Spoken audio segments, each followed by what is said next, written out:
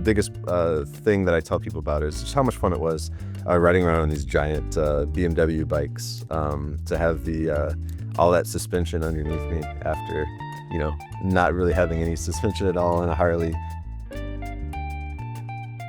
Getting the confidence of riding on these more sketchy roads, and not to say that the roads themselves were horrible, but I mean, a lot of it's stuff I wouldn't have ever put so many hours on. Driving through these really cool little town centers where you're looking to your left and your right as you're rolling through, and there's like goats and chickens flying around. And we have the tail of the dragon. Like, we have these named roads that are like, oh yeah, you've got to go on this. It's so cool. You just bomb the hell out of it. In Mexico, we saw probably 3 or 4 of those sections of road, but like they don't have names because it's just like, oh yeah, this is like how you get from this tiny town to this tiny town. But for whatever reason, it's like really, really well paved. We were going through a lot of like the Sierra Gordas, or like the Sierra Gordas like foothills and stuff, right? So there's a lot of elevation change. I went on that separate ride with Key, and man, was that a lot of fun, because we just let it rip through some of the most beautiful roads I've seen. Had a lot of fun. Yeah.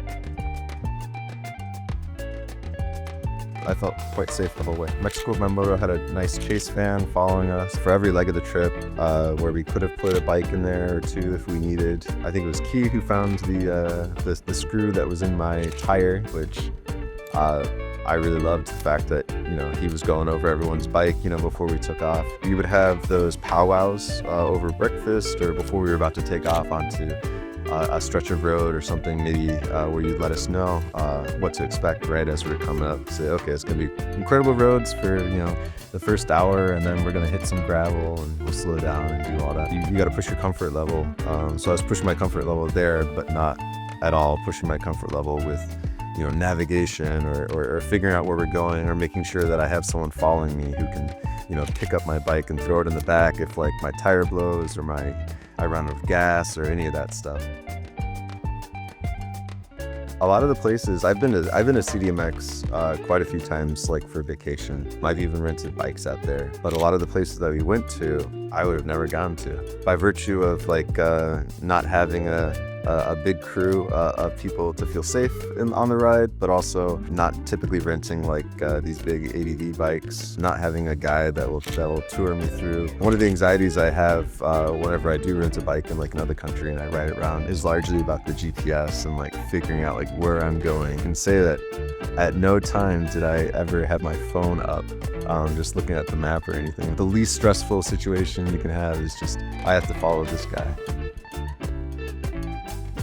The whole trip we were staying in these really small boutique hotels, many of them a little bit quirky, many of them slightly off the beaten path. Yeah, I went to a pulqueria, which is kind of the bar that just does specifically pulque. It's made from cactus, so it's very thick. It's like that aloe vera that some people drink for stomach ulcers. So it has that very thick, slimy texture.